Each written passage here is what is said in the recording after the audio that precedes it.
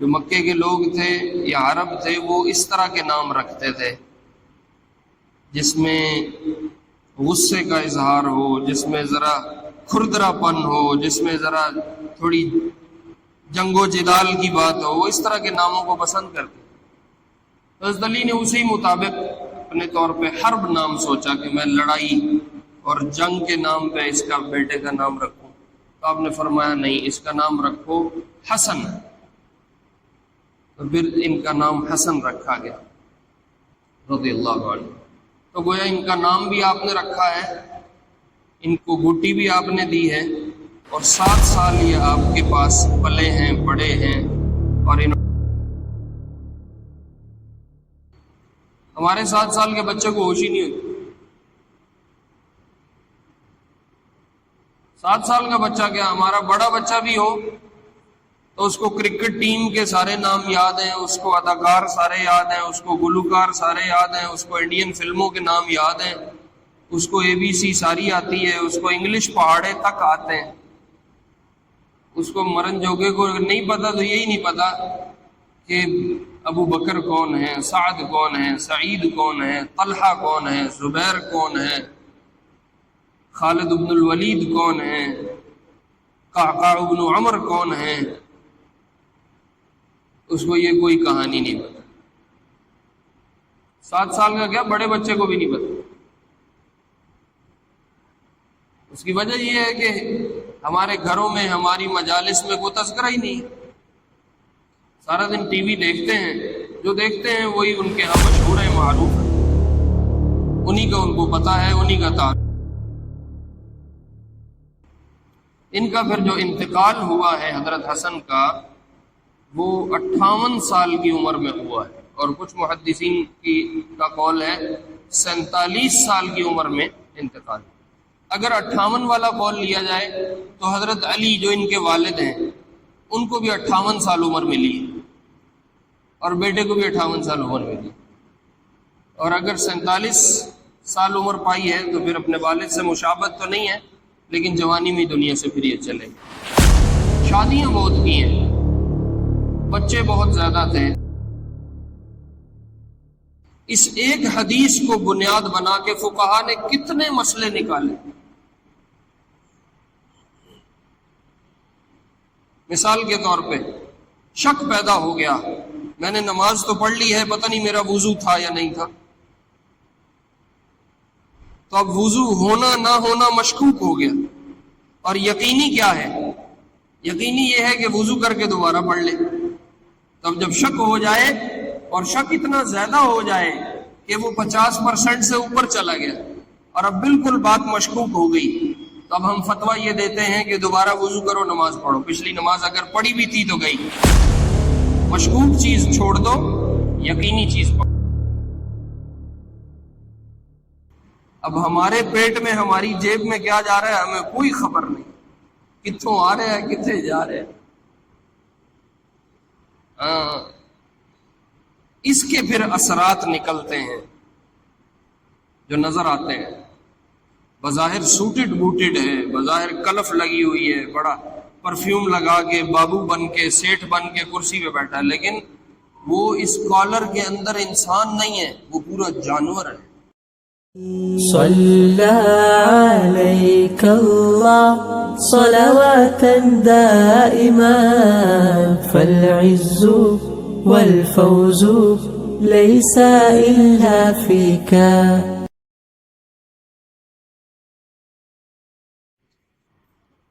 اللہ اکبر. امام نووی رحمہ اللہ کے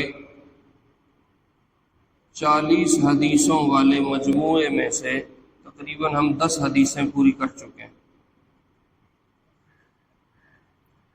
آج جس حدیث کو ذکر کرنا ہے اس کی روایت کرنے والے حضرت حسن بن علی ابن ابی طالب رضی اللہ عنہ.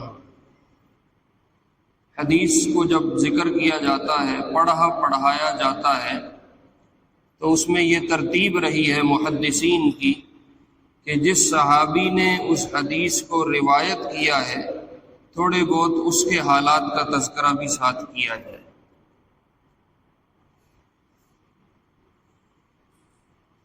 تو میں نے اس مجموعے کی جتنی روایات عرض کی ہیں اس میں ساتھ ان کے روایت کرنے والے صحابی کے کچھ حالات بھی ذکر کیے۔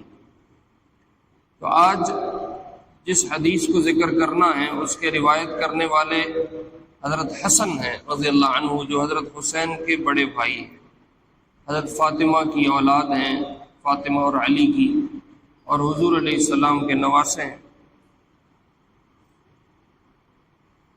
جب آپ علیہ السلام مدینہ ہجرت کر کے آئے ہیں تو ہجرت ہو جانے کے 3 سال بعد حضرت حسن کی پیدائش ہوئی، 3 ہجری میں 15 رمضان کو ہجرت کر جانے کے 3 سال 15 رمضان کو حضرت حسن پیدا ہو رہے، اور 10ویں سال ہجرت کے یعنی 10ویں ہجری میں حضور کا انتقال بھی ہو گیا صلی اللہ علیہ وسلم، آپ دنیا سے تشریف لے گئے۔ تو یوں کہہ لو حضرت حسن کو اپنے نانا کے ساتھ 7 سال کا عرصہ ملا ہے۔ 7 سال حضرت حسن نے اپنے نانا کے ساتھ گزارے ہیں رضی اللہ عنہ، اور یہ بڑے بھائی ہیں، حسین ان سے چھوٹے ہیں۔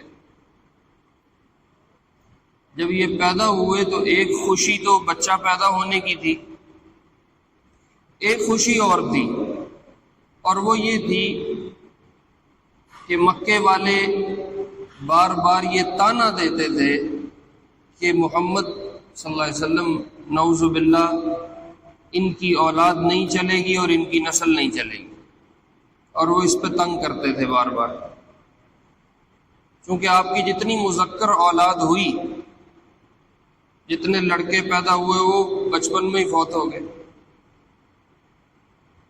تو اب وہ کہتے تھے کہ اس کی نسل اب نہیں چلے گی۔ تو جب مدینہ آنے کے بعد 3 ہجری میں حضرت حسن پیدا ہوئے تو ایک خوشی ان کی پیدائش کی تھی، اور ایک خوشی یہ تھی کہ آپ کی اولاد میں، آپ کی نسل میں آگے سلسلہ چل نکلا ہے۔ حضرت حسن پیدا ہوئے تو آپ نے فرمایا لوگوں کا نسب چلتا ہے باپ سے، اور میری اولاد کا نسب چلے گا ماں کی طرف سے، اور سب کے نسب قیامت کے دن ختم ہو جائیں گے سوائے میرے نسب کے کہ وہ قیامت کے دن بھی اللہ قائم رکھے اور باقی رکھے۔ تو اس لیے حضرت حسن کی پیدائش پہ خوشی زیادہ تھی، تو آپ نے ان کو اپنے لعاب سے گھٹی دی۔ اس کی تفصیل محدثین نے لکھی ہے کہ آپ نے ان کو گود میں اٹھایا اور اپنی زبان ان کے منہ میں دے دی، اور آپ کی زبان کو چوس کے انہوں نے اس سے گھٹی پوری کی ہے، تو ان کو گھٹی حضور کے لعاب کی ملی ہوئی۔ 7ویں دن آپ نے ان کا حلق کروایا، اور آپ کی عادت بھی یہی تھی، جتنے بال بچے کے سر سے اترے اس کی مقدار، اس کے وزن کی مقدار چاندی پھر آپ صدقہ فرماتے تھے۔ تو آپ نے حضرت حسن کے سر سے اترنے والے بالوں کے برابر پھر چاندی صدقہ فرمائی۔ حضرت علی سے پوچھا کیا نام رکھا ہے؟ وہ نام سوچا ہے، انہوں نے کہا یا رسول اللہ میرے ذہن میں حرب نام ہے۔ حرب کہتے ہیں جنگ کو، لڑائی کو۔ جو مکے کے لوگ تھے یا عرب تھے وہ اس طرح کے نام رکھتے تھے جس میں غصے کا اظہار ہو، جس میں ذرا کھردرا پن ہو، جس میں ذرا تھوڑی جنگ و جدال کی بات ہو، وہ اس طرح کے ناموں کو پسند کرتے تھے۔ تو حضرت علی نے اسی مطابق اپنے طور پہ حرب نام سوچا کہ میں لڑائی اور جنگ کے نام پہ اس کا بیٹے کا نام رکھوں، تو آپ نے فرمایا نہیں، اس کا نام رکھو حسن۔ تو پھر ان کا نام حسن رکھا گیا رضی اللہ عنہ۔ تو گویا ان کا نام بھی آپ نے رکھا ہے، ان کو گھٹی بھی آپ نے دی ہے، اور 7 سال یہ آپ کے پاس پلے ہیں، بڑے ہیں، اور انہوں نے وقت گزارا ہے۔ صحابہ فرماتے ہیں کہ آپ ان سے بہت محبت فرماتے تھے، کئی دفعہ دیکھا کہ آپ نے ان کو گود اٹھایا ہوا ہے اور ان کی گردن میں ناک رکھ کے سونگھ رہے ہیں اور کہہ رہے ہیں اس میں میری خوشبو ہے۔ اور صحابہ فرماتے ہیں حضرت حسن کی مشابہت سر سے لے کے ناف تک حضور علیہ السلام سے تھی، یعنی ان کی شکل، ان کا چہرہ، ان کا سر وہ ہو بہو حضور علیہ السلام کی چہرے اور آپ کے سر اور آپ کی حیت کے مطابق تھا. اور جو دوسرے بھائی ہیں حسین، وہ آپ سے مشابہت رکھتے تھے نیچے والے دھڑ میں، ناف سے نیچے، یعنی پاؤں آپ جیسے تھے، ٹانگیں آپ جیسی تھیں، اعضاء آپ جیسے. تو آپ فرمایا کرتے تھے حضرت حسن کو دیکھ کے، یہ جو میرا بیٹا ہے اس کو میری ہیبت دی جائے گی اور میری سرداری دی جائے گی. اور حضرت حسین کو دیکھ کے آپ فرماتے تھے اس کو میری جرت دی جائے گی اور میری سخاوت دی جائے گی. تو حضرت حسن میں نبی علیہ السلام والی ہیبت تھی، یعنی جو آپ کے چہرے پہ ایک روب تھا اور ایک ہیبت تھی، حضرت حسن کے چہرے میں وہ نظر آتے تھے. اور آپ نے فرمایا اس کو سرداری ملے گی میرے والی. تو حضرت علی رضی اللہ عنہ کی شہادت کے بعد حضرت حسن 6 مہینے کے لیے خلیفہ بھی رہے رضی اللہ عنہ. پھر 6 مہینے کے بعد حالات کو دیکھ کے اور چیزوں کو دیکھ کے پھر دستبردار ہو گئے اور خلافت کو چھوڑ دیا. ورنہ 6 مہینے تک حضرت حسن خلیفہ بھی رہے. انتہائی سخی آدمی تھے. سید جو ہوتا ہے نا، سید وہ سخی ہوتا ہے. سید کو پہچاننے کی 2 علامتیں. اب سید بہت ہو گئے ہیں، پتہ نہیں وہ سید ہے بھی نہیں یا وکیل ہے، کوئی تحقیق تو ان کی ہے نہیں. جو اوریجنل سید ہوگا نا اس کی 2 علامتیں یہ ہمارے استاد بتایا کرتے تھے. ایک وہ طبیعت کا سخی ہوگا، اور دوسرا اس کی آنکھیں موٹی ہوں گی. پتہ نہیں اب اس میں کس حد تک حقیقت ہے، اللہ عالم. آنکھ کا موٹا اور طبیعت کا سخی. تو فرماتے تھے یہ علامت ہے کہ یہ بندہ سید ہے، حضور علیہ السلام کی نسبت رکھتا ہے. کچھ سید ہیں ابھی بھی اوریجنل موجود ہیں. میرے 2 کلاس فیلو تھے، میرے ساتھ پڑھتے رہے، تو ماشاءاللہ دونوں مولوی ہیں، بلوچستان میں بڑا مدرسہ چلا رہے ہیں. وہ ان کے پاس پورا نسب تھا، اپنا پورا نسب نامہ تھا کہ دادا یہ ہیں، پردادا یہ ہیں، اوپر چلتے چلتے چلتے حضور علیہ السلام تھا. وہ چمڑے کا ایک پورا ٹکڑا تھا، اس کے اوپر وہ نام چمڑے میں کھود کے تراش کے لکھے ہوئے تھے، اور پورا نسب حضور علیہ السلام کی ذات تک موجود تھا صلی اللہ علیہ وسلم. بہرحال سخی بہت زیادہ تھے. ان کے بارے میں آتا ہے بعض دفعہ کسی کو انعام دینے لگے تو لاکھ دینار انعام دے دیتے. انتہائی متقی عبادت گزار، زندگی میں کئی حج کیے. بعض روایت میں 10 حج کیے اور 10 کے 10 پیدل کیے. اور فرماتے تھے مجھے شرم آتی ہے کہ میں اپنے اللہ کے گھر سوار ہو کے جاؤں، اس لیے میں پیدل چل کے جاؤں. حسن رضی اللہ عنہ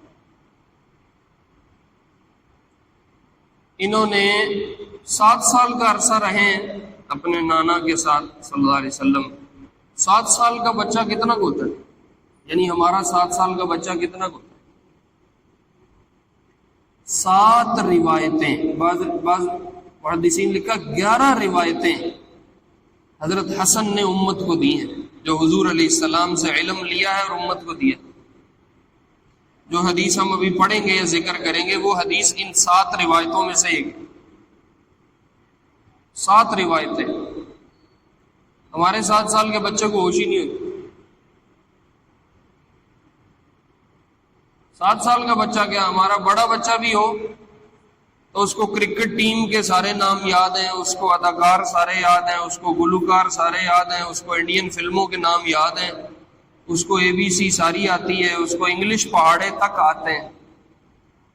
اس کو مرن جوگے کو نہیں پتا تو یہی نہیں پتا کہ ابو بکر کون ہے، سعد کون ہے، سعید کون ہے، طلحہ کون ہے، زبیر کون ہے، خالد بن الولید کون ہے، قعقاع بن عمر کون ہے. اس کو یہ کوئی کہانی نہیں پتا. 7 سال کا کیا، بڑے بچے کو بھی نہیں پتا. اس کی وجہ یہ ہے کہ ہمارے گھروں میں، ہماری مجالس میں کوئی تذکرہ ہی نہیں ہے. سارا دن ٹی وی دیکھتے ہیں، جو دیکھتے ہیں وہی ان کے ہاں مشہور ہے، معروف ہے، انہی کا ان کو پتہ ہے، انہی کا تعارف ہے۔ نہ کبھی بٹھا کے یہ چیزیں سنائیں، نہ بتائیں، نہ انہوں نے کہیں دیکھی، نہ انہوں نے کبھی سنی۔ اس لیے سکولوں والوں نے بھی وہ اسلامیات رکھی تو ہی ہے، وہ پنجابی میں کہتے ہیں گونگلوں تو مٹی چاڑن والی گل، وہ ایسے استاد کو دیتے ہیں جس کو خود کچھ نہیں پتا ہوتا۔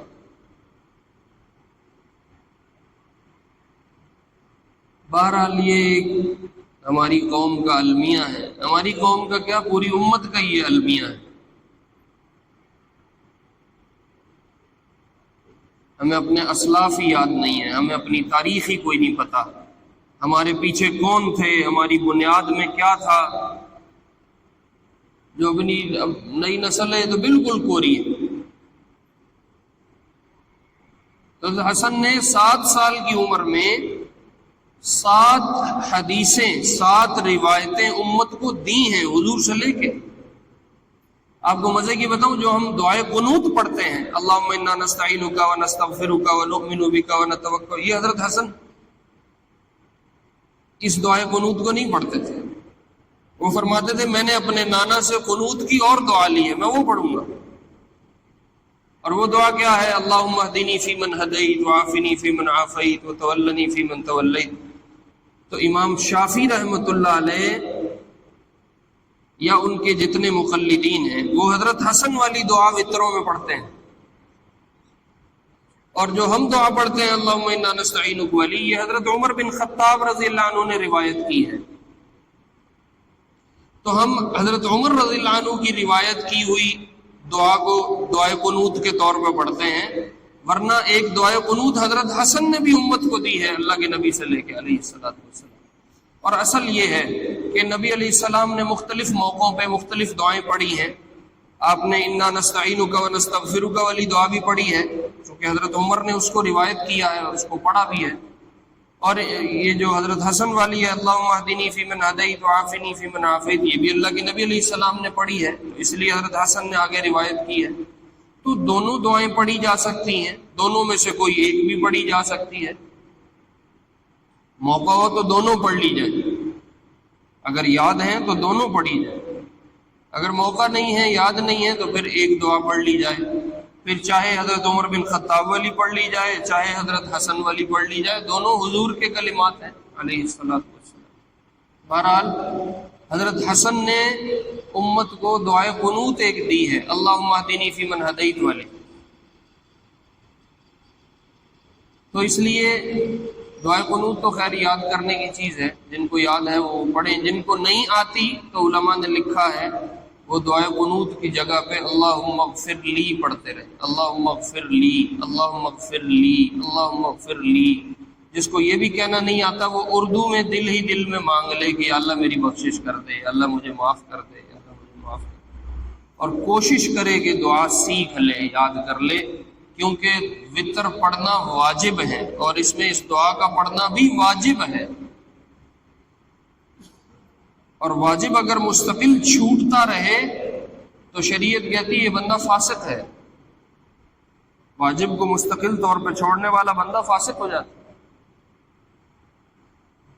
اللہ اکبر۔ دوبارہ حضرت حسن رضی اللہ عنہ نے بھی ایک دعائے قنوت نقل کی ہے، اللہم اہدنی فیمن ہدیت وعافنی فیمن عافیت وتولنی فیمن تولیت وبارک لی فیما اعطیت وقنی واصرف عنی برحمتک شر ما قضیت فإنک تقضی ولا یقضى علیک انہ لا یذل من والیت ولا یعز من عادیت تبارکت ربنا وتعالیت۔ حضرت حسن نے دعائے قنوت سکھائی ہے، تو حضرت حسن والی بھی پڑھی جا سکتی ہے، عمر بن خطاب علی بھی رضی اللہ عنہ پڑھی جا سکتی۔ بہرحال ان کا پھر جو انتقال ہوا ہے حضرت حسن کا، وہ 58 سال کی عمر میں ہوا ہے، اور کچھ محدثین کا قول ہے 47 سال کی عمر میں انتقال۔ اگر 58 والا قول لیا جائے تو حضرت علی جو ان کے والد ہیں ان کو بھی 58 سال عمر ملی ہے، اور بیٹے کو بھی 58 سال عمر ملی، اور اگر 47 سال عمر پائی ہے تو پھر اپنے والد سے مشابہت تو نہیں ہے، لیکن جوانی میں دنیا سے پھر یہ چلے گی۔ شادیاں بہت کی ہیں، بچے بہت زیادہ تھے، لوگ اپنی بیٹیاں لا کے پیش کرتے تھے کہ ہماری بیٹی سے آپ نکاح کر لیں، مقصود یہ ہوتا تھا کہ حضور کے خاندان سے نسبت جڑ جائے، آپ علیہ السلام کی خاندان والی نسبت حاصل ہو جائے۔ اس وجہ سے پھر زندگی میں حضرت حسن نے بہت شادیاں کی،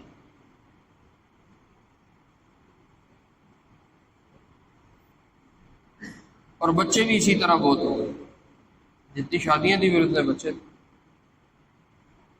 اللہ اکبر۔ تو حضرت حسن رضی اللہ عنہ نے یہ روایت نقل کی ہے جس کو آج بیان کرنا ہے۔ وہ روایت ہے دع ما یریبک الی ما لا یریبک۔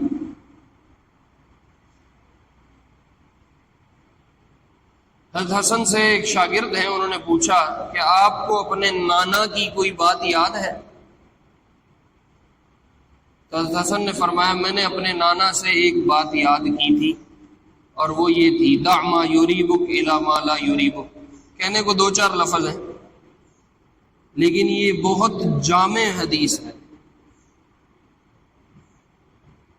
آپ یوں کہہ سکتے ہو فتوے کی ایک بہت بڑی اصل اور بنیاد یہ حدیث ہے، اور تقوی کی بھی بہت بڑی اصل اور بنیاد یہ حدیث ہے۔ کہنے کو 2-4 لفظ ہے، دع ما یریبک الی ما لا یریبک، کہ بیٹا جو چیز تجھے شک میں ڈالے، جو چیز تیرے ہاں مشکوک ہو جائے اس کو چھوڑ دینا، اور جو چیز تیرے ہاں یقینی ہو اس کو اختیار کر لے۔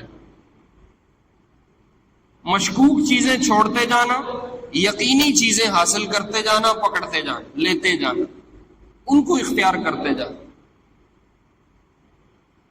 یہ کیوں فرمایا؟ کیونکہ مشکوک چیزوں سے دل میں اضطراب رہتا ہے، پتہ نہیں ٹھیک ہوا، غلط ہوا، ایسے ہونا چاہیے تھا، نہیں ہونا چاہیے تھا، کہیں میں غلط تو نہیں کر بیٹھا، تو دل ہر وقت شک شبے میں اور اضطراب میں اور قلق میں پڑا رہتا ہے۔ تو کہا مشکوک چیزیں چھوڑتے جانا، زندگی میں جہاں کہیں مشکوک کوئی بات آئے، کوئی معاملہ آئے، کوئی چیز آئے، وہ چھوڑ دیں، اور یقینی چیزیں اختیار کرتے جانا، یقینی چیزیں پکڑتے جانا۔ جہاں تمہیں دل کی تسلی ہو، دل کا اطمینان ہو، جہاں تمہیں 100% اعتماد ہو، یقین ہو، ان چیزوں کو اختیار کرو۔ ہاں، اس میں یہ ضروری ہے کہ دل کی تسلی وہاں شمار ہوگی جہاں دل ٹھیک ہوگا۔ مسئلہ یہ ہے ہم جیسوں کے تو دل بھی خراب ہوئے پڑے۔ یہ مفتی تو ہے، یہ فتویٰ تو دیتا ہے جو اللہ نے یہاں بٹھایا ہے، ہر انسان کے اندر ایک مفتی یہاں بیٹھا ہے، وہ بتا دیتا ہے کہ یہ کام تو ٹھیک کر رہا ہے اور یہ کام تو غلط کر رہا ہے۔ اندر الارم بجتے ہیں،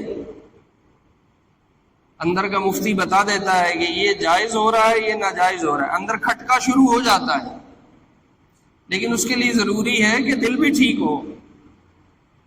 اب تو فطرت بگڑ گئی ہے، اب تو انسان کی فطرت، طبیعت، دل بگڑ گئے، بگاڑ کا شکار ہو گئے۔ اب وہ غلط صحیح پہ الارم کرنا بھی تقریباً اب آہستہ آہستہ ختم ہوتا جا رہا ہے۔ اب جانتے بوجھتے غلطی ہو رہی ہے، نظر آ رہا ہے میں رشوت لے رہا ہوں، یہ حرام ہے، جانے دو۔ وہ پیسے کی ہوس اتنی آنکھوں پہ چڑھ چکی ہے، اتنی دماغ پہ چڑھ چکی ہے کہ وہ دل دماغ کی تو سنتا ہی کوئی نہیں۔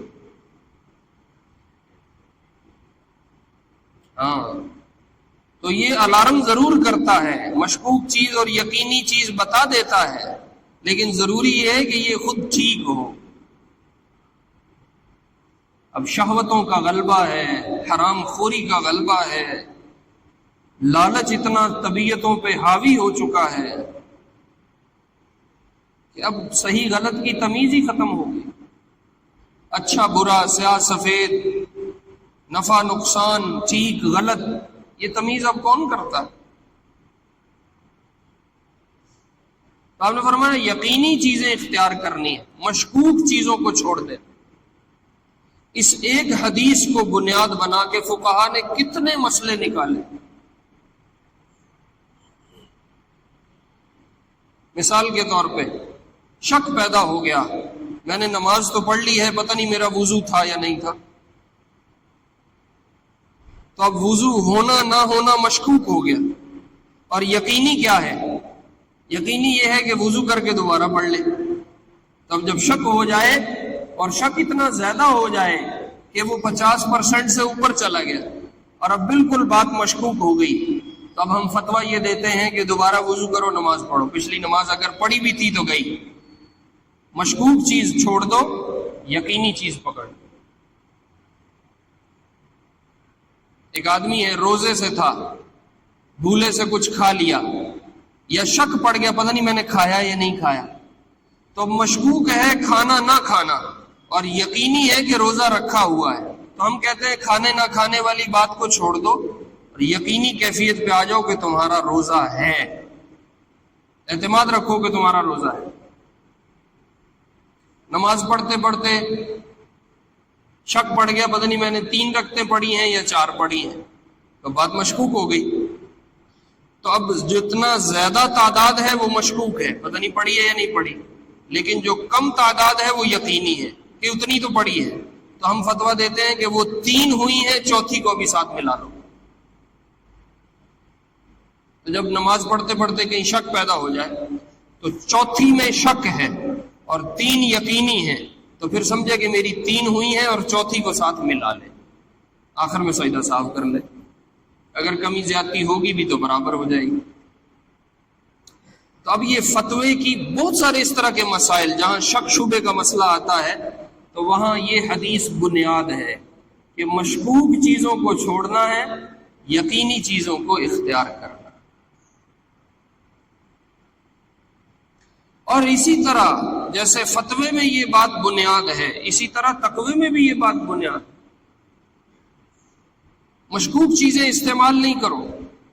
جہاں شک پیدا ہو گیا کہیں حرام کی آمیزش نہ ہو گئی ہو، چھوڑ دو. اور نبی علیہ السلام اس حدیث کو اپنے عمل سے بتا کے گئے. حضرت ابو ہریرہ فرماتے ہیں رضی اللہ عنہ، آپ تشریف لے کے جا رہے تھے، ایک کھجور پڑی ہوئی کہیں راستے میں اور آپ بھوک سے تھے، آپ کو شدید بھوک تھی. تو ابو ہریرہ فرماتے ہیں آپ نے کھجور کو دیکھا اور پھر چھوڑ دیا اور کہا لولا اخاف ان تکون من الصدقہ لاکلتها.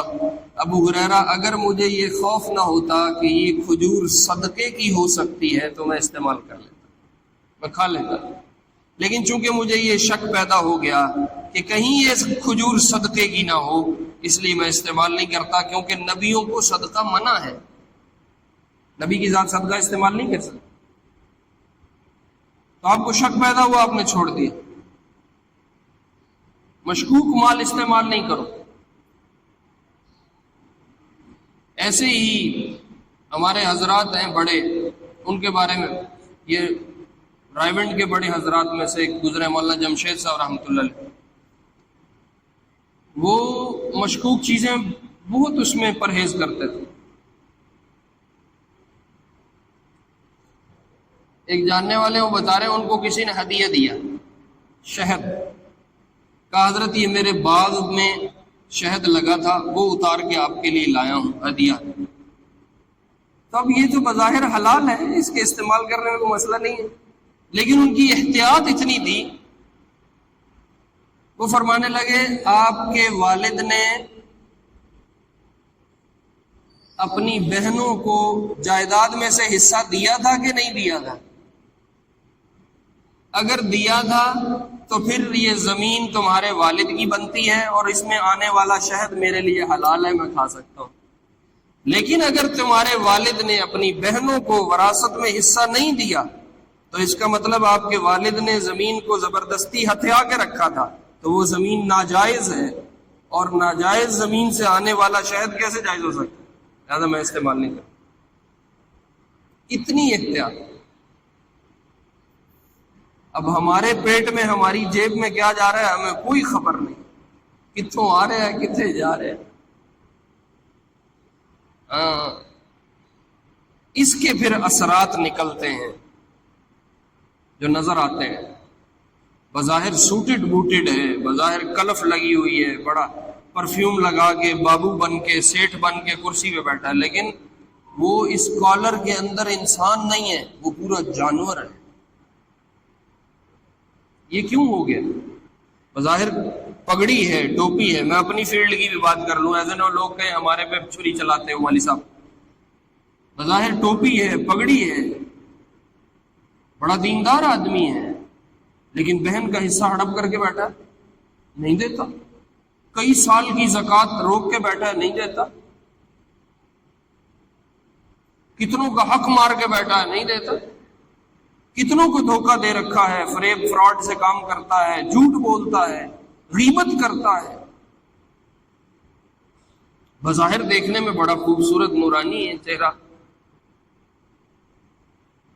تو جب پیٹ میں پیٹرول گندا جائے گا تو وہ پھر اپنے اثرات اپنے اعمال میں دکھائے گا. اس لیے یہ کئی سارے فلٹر لگانے کی ضرورت ہے کہ میرے پیٹ میں جو جا رہا ہے وہ فلٹر ہو کے جائے، مجھے پتا ہو کیا جا رہا ہے. کیونکہ قیامت میں آپ نے فرمایا زمین تب تک قدم نہیں چھوڑے گی جب تک 4 سوالوں کے جواب نہ ہوں، جن میں ایک سوال یہ ہے کمایا کہاں سے تھا اور اس کو خرچ کیسے کیا. یہ جو پیٹ میں آیا وہ کس راستے سے آیا. اب بہت زیادہ مشکوک شکلیں مارکیٹ میں موجود جن کے حرام حلال ہونے میں شک ہے. عموماً لوگوں کو تو پتہ ہی نہیں ہے، علماء کو پتہ ہے، ان کے دلائل ہیں، ان کے مسائل ہیں، وہ ہم سے پوچھتا ہی کوئی نہیں. ساڈے کو لا کے صرف طلاق کا مسئلہ پوچھتے ہیں بس. مولوی صاحب طلاق ہوئی نہیں ہوئی. اگر 100 مسئلے ایک ہفتے میں پوچھے گئے نا ہم سے تو یقین جانو 90 مسئلے طلاق کے ہوتے ہیں، 10 مسئلے کو لوگ اور کو پوچھتے ہیں.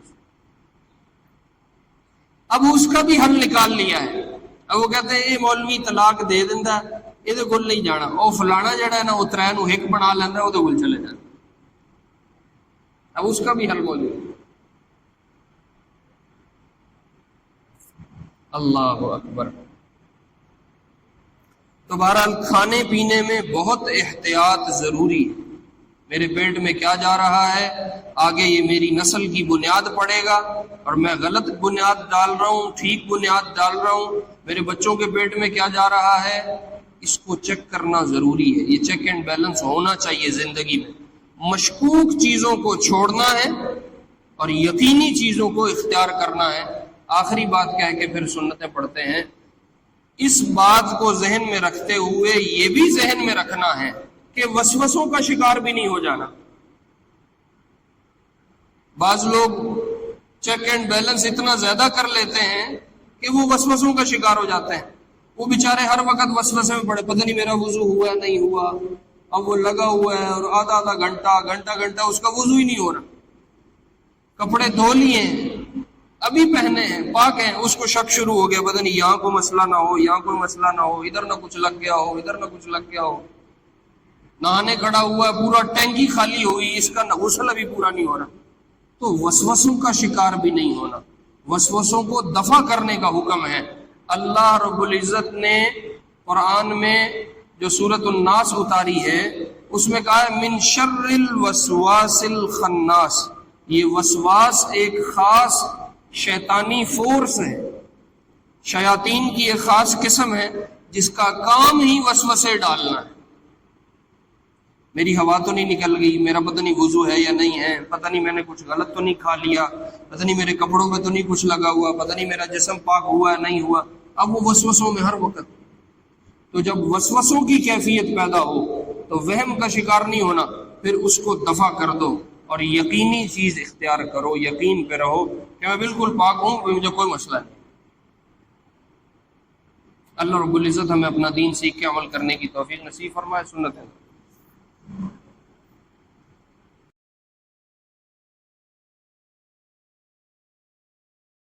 صلى عليك الله صلواتا دائما فالعز والفوز ليس إلا فيك